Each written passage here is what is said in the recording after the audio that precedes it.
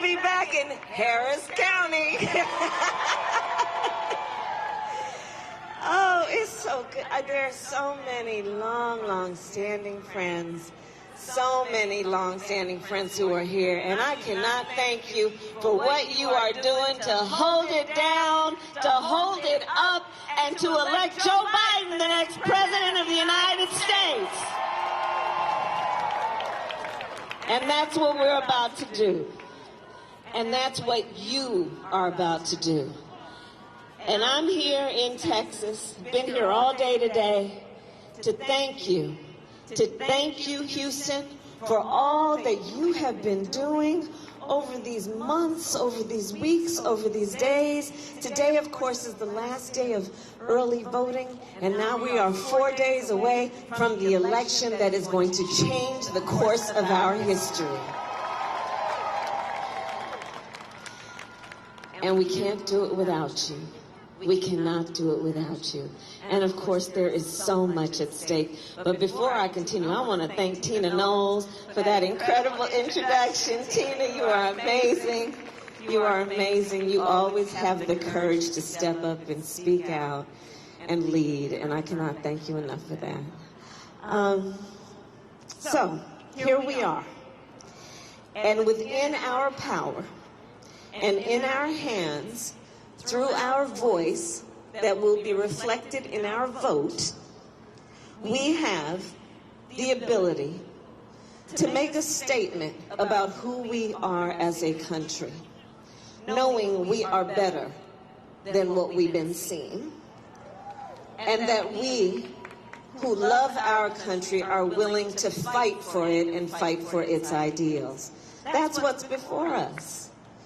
And you know, we've been going through a lot. There are at least 4 crises that are impacting us right now as a country, all converging at the same time. We are in the midst of a public health crisis, a pandemic brought about by this virus, COVID-19, where we are looking at a public health crisis to the point that over 220,000 people lost their lives in just the last several months. Many of whom tragically couldn't even be with relatives and friends, holding their hand, speaking to them in person in their last hours on earth. 9 million people who have been infected by this virus, who are going to have, by most doctors' accounts, long-term health conditions that include potentially things like lung scarring. This is, Houston, one of the greatest mass casualty events we have ever experienced in our country, probably only at the same proportion as World War II. And we have witnessed the greatest failure of any presidential administration in the history of the United States. And here's the thing about this. Thanks to a fellow by the name of Bob Woodward, we know that back on January 28th, Donald Trump was informed about what this is and what it would be. He was informed that it is a deadly virus, 5 times more deadly than the flu. He was informed that it would hurt people of every age. He was informed that it was airborne. And what did he do with that information? He sat on it. He covered it up. He did not share it with the American people. And can you imagine what you might have done as a parent, as a teacher, as a small business owner, if you had known on January 28th what he knew on January 28th? What you might have done to prepare, what you might have done to limit the harm. You know, because even before this pandemic, let's all be clear, on this issue, we know that folks weren't doing so well before. We know that before this pandemic, far too many Americans had to work 2 and 3 jobs to pay the rent and put food on the table. And by the way, in Joe Biden's America, you should never have to work more than 1 job to pay the rent and put food on the table. And even before this pandemic, we knew that far too many American families had less than $1,000 in savings. What they might have done to prepare. What teachers might have done to prepare their students. So many of our children in this country are now missing substantial and critical phases of their education. What folks might have done to prepare, to frankly just buy a couple extra rolls of toilet paper. But we didn't have the information. He covered it up. He called it a hoax. He said you're on one side of his ledger if you wear a mask. You're on the other side of his ledger if you don't. And on top of all of this, in the midst of a public health pandemic, the President of the United States, with his boy, Bill Barr, are in the United States Supreme Court suing to get rid of Obamacare, the Affordable Care Act, brought to us by President Obama and Vice President Biden, that brought health care to over 20 million people who didn't have it and covered people with pre-existing conditions. Raise your hand if you know somebody with diabetes. Raise your hand if you love someone with high blood pressure. Raise your hand if your relative has lupus. Raise your hand if you know somebody who has breast cancer and is surviving. Raise your hand if you know somebody who caught COVID. And the man's in court trying to get rid of the protection for people with pre-existing conditions. Here in Texas, 10 million people have pre-existing conditions. So there is a real choice in this election on this point. Because you see, on the other hand, you have Joe Biden, who is saying, we need to expand Obamacare. We need to expand the protections for folks with pre-existing conditions. We need to bring down the cost of prescription drugs. We will lower the cost of premiums. We will bring down the age of Medicare eligibility to 60. We understand that when you're talking about health care, let's be clear, the body doesn't just start from the neck down. It also includes the neck up, and we need to deal with mental health care in America.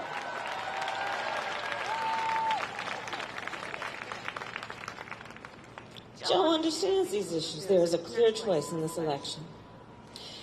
We are dealing with an economic crisis of a proportion that parallels the Great Depression. Over 30 million people in the last several months had to file for unemployment. 1 in 5 mothers is describing her children under the age of 12 as being hungry in America. We are in the midst of a hunger crisis. People aren't talking enough about that. Here in Texas, 1 in 10 households is describing members of their family as having been hungry. 1 in 6 households is describing an inability to pay the rent. Here in Texas, 1 in 4 small businesses is describing having to shut down with concerns they will never be able to reopen. And on the one hand, you have a Joe Biden who says on the issue of the economy, if you want to know about how I think the economy is doing, then tell me how working people are doing. How are working families doing?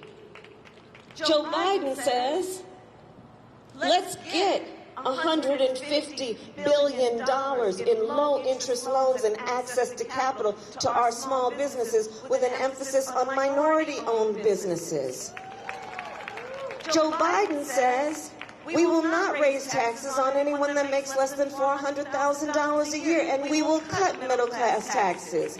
Joe Biden says, you're a first-time homeowner, you will get a first-time home buyer, you will get a $15,000 tax credit for down payment and closing costs, because we know home ownership is one of the greatest ways that any American family accumulates wealth. Joe Biden says, if you are a student that wants to go to college coming from a family that makes less than $125,000 a year, you will go to a 4-year public college for free, including an HBCU and a private HBCU.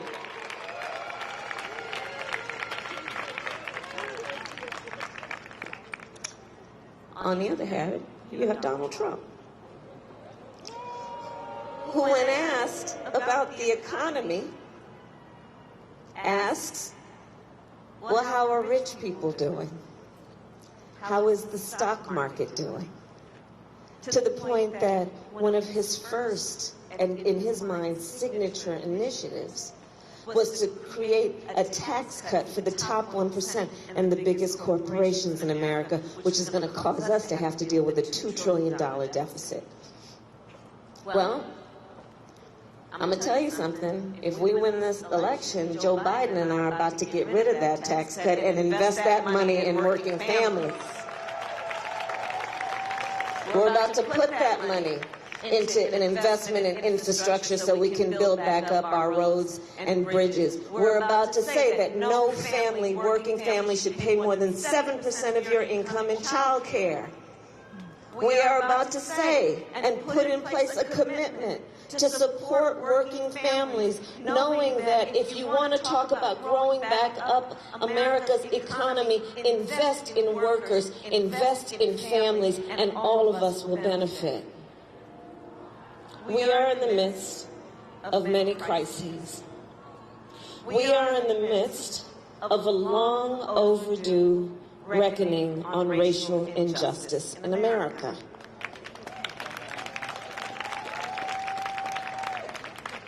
And on the one hand, you have Joe Biden, who, being a student of America's history, has the courage to speak the phrase, Black Lives Matter.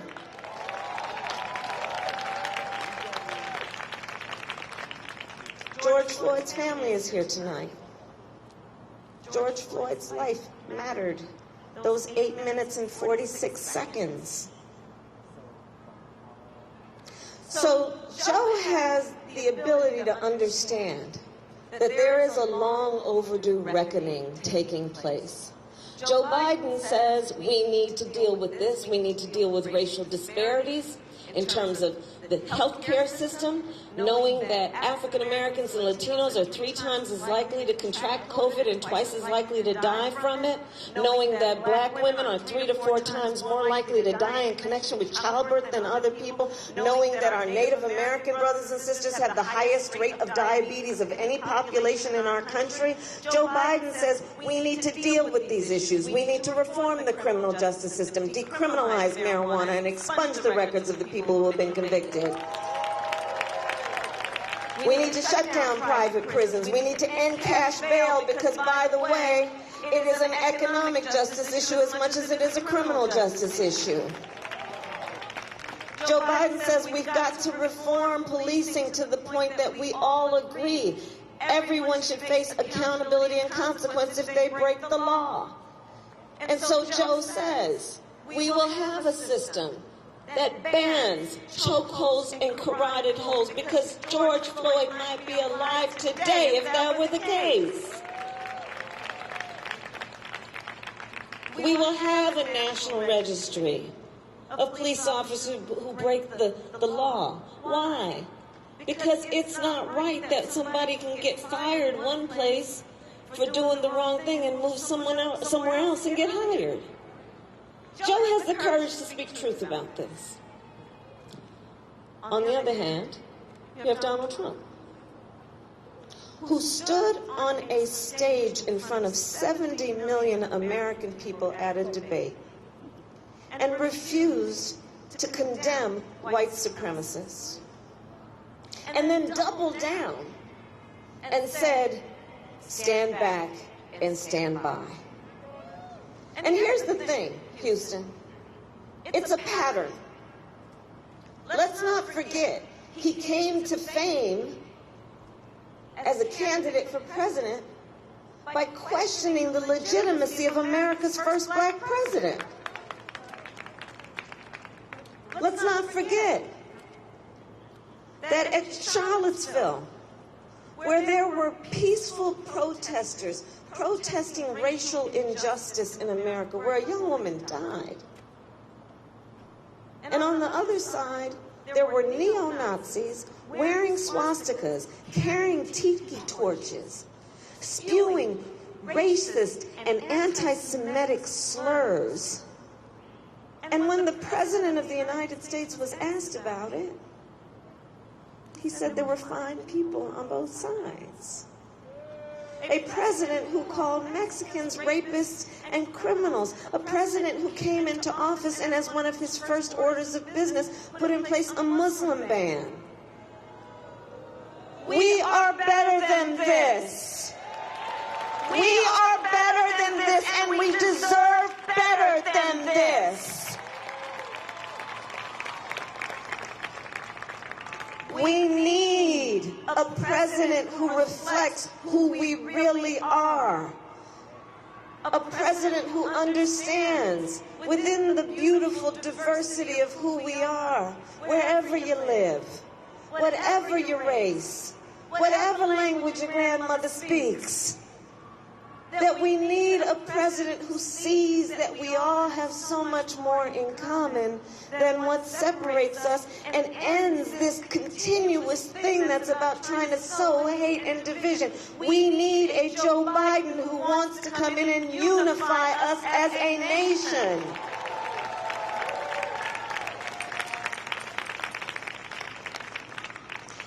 And then when we look at the crises, there is the crisis of this climate crisis. Right? Now, you know, Texas knows what I'm talking about. Y'all know I come from California. Look, the West has been burning. From California with these wildfires to Oregon to Washington, Colorado. I've met with families who've been evacuated because their homes have burned to the ground. I've met with firefighters who are fighting fires while their own home is burning. In fact, my brother-in-law is a firefighter. You look at what's happening, the neighbors to Texas and the Gulf states. We are now on the 5th named storm this year hitting the Gulf states. You know why you name a storm? Because it's really bad. So now this one is Zeta. With all due respect to my Zeta sisters. There you go. But it's a crisis, what we're dealing with. In the Midwest, the storms have caused flooding to the point that farmers have lost a whole season of crops. And so Joe understands this. And Joe says, hey, we need to embrace the science. Like, let's deal with this. Let's deal with the fact it literally represents an existential threat to who we are as a species. Joe knows that if you deal with this in terms of investment in renewable energies and investment in the technologies that are about solar and wind power, Texas is one of the leaders, that you also invest in jobs, millions of jobs, good-paying jobs, jobs that will be the function of the training programs from the building trades, from the carpenters and the electricians. Joe knows that. Joe has the courage to say the clock is ticking on this, and we need to approach this with a sense of urgency. Joe knows that this is also an environmental justice issue, which is a civil rights issue, which is a human rights issue. When you look at the fact that of all areas in our country with poor air quality, 70% of the occupants in those areas are people of color. Joe knows, and we've met with the folks in Flint. Joe understands the seriousness of this crisis. On the other hand, you have Donald Trump, who, when interviewed by a journalist about what was going on with the wildfires in California, so the journalist asked him something like, you know, these wildfires are raging, and, you know, the scientists are saying this thing and that thing about just the human behaviors are contributing to these extreme weather conditions. What do you have to say? The President of the United States, who is also the Commander-in-Chief, responds to the question by saying, science doesn't know. He's the President of the United States. Well, science does know, Mr. President, and science knows so much that the leading science publication has endorsed Joe Biden for President of the United States.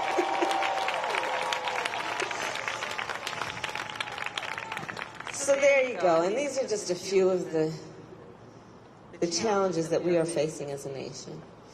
And that brings me to this moment, which is the last day here in Texas for early voting, and now getting prepared for, in 4 days, the election on Tuesday, November 3rd. And, you know, people have been asking me, like they ask all of us, because I'm sure they've been asking you because you are leaders among this, and so people probably come up to you and saying, well, why should I vote? Why should I vote? And, you know, I think there are 3 reasons that people should vote.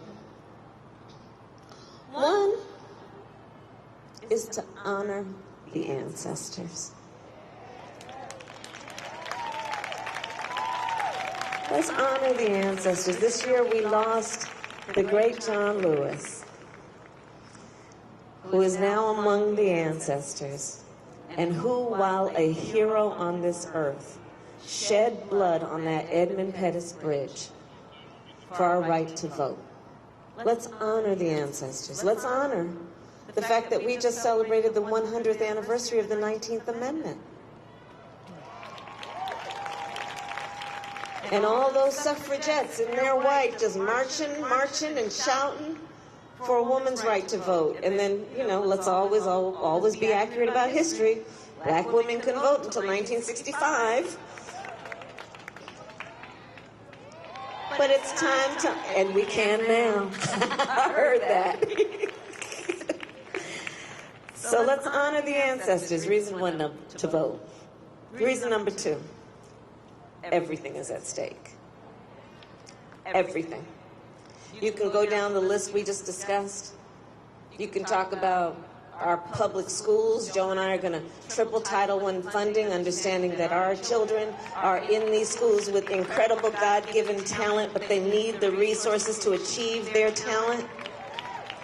We are going to put $70 billion into HBCUs because as a proud graduate of an HBCU, I know what they do to contribute to national and international leadership.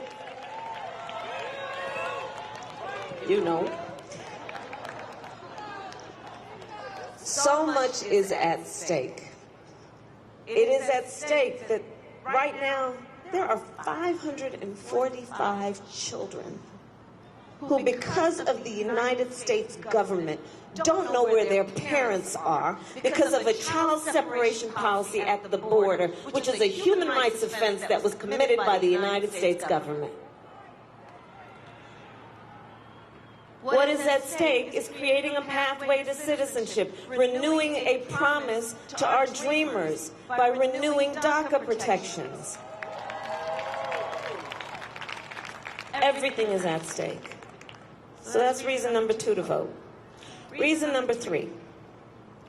So I've been traveling all over the country. I've been in North Carolina and Georgia and Florida. In fact, I'm going to Florida when I leave here. Ohio, you name it. And all over our country, and especially after 2013 when the Supreme Court gutted Shelby v. Holder, gutted the Voting Rights Act. We've seen states, you know, at least 24 states, put in place policies and laws that have been designed to suppress the vote. In North Carolina, in fact, the court that reviewed their law said it was written with, quote, surgical precision to make it difficult for black people in North Carolina to vote. Around our country, we have seen policies and laws that have been designed to make it hard for folks to vote. You know, here in Texas where they pulled up the drop boxes, and so in Harris County with 11 million people, there is 1 drop box. Are you kidding me? In states where if people vote by mail, well, you got to fill out the ballot, then put it in 1 envelope, then you got to be sure to put it in the 2nd envelope, and then be sure you sign that envelope or get somebody to sign it for you. The President of the United States on the debate stage, who openly solicited voter suppression, and not to mention, they're messing with the post office. I mean, the post office. Rodney Ellis, where are you? The post office. Like, the nicest people work for the post office. They're messing with the post office. And so all of this has to lead us to ask the question, why are so many powerful people trying to make it so difficult and confusing for us to vote? And I think we know the answer. The answer is because they know our power. They know our power. They know our power to stand up and exercise our voice through our vote. They know that when we vote, things change. They know when we vote, we win.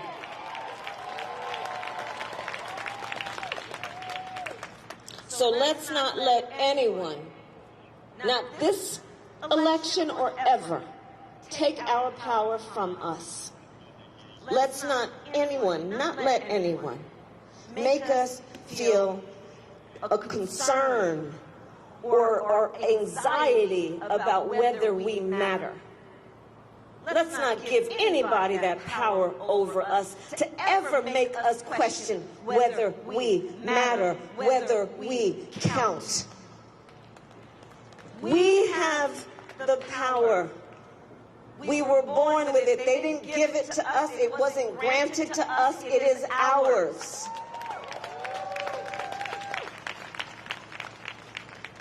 So we know what we have to do.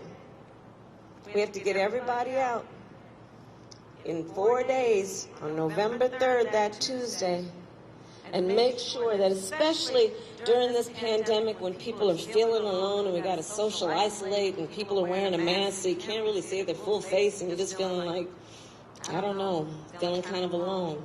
Let's remind people they are not alone and we are all in this together.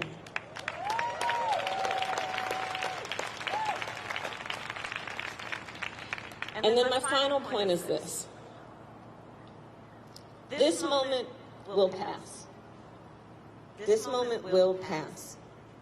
And years from now, our children, our grandchildren, others, they will look at us. They will look in our eyes, each one of us, and they will ask us, where were you at that moment in time?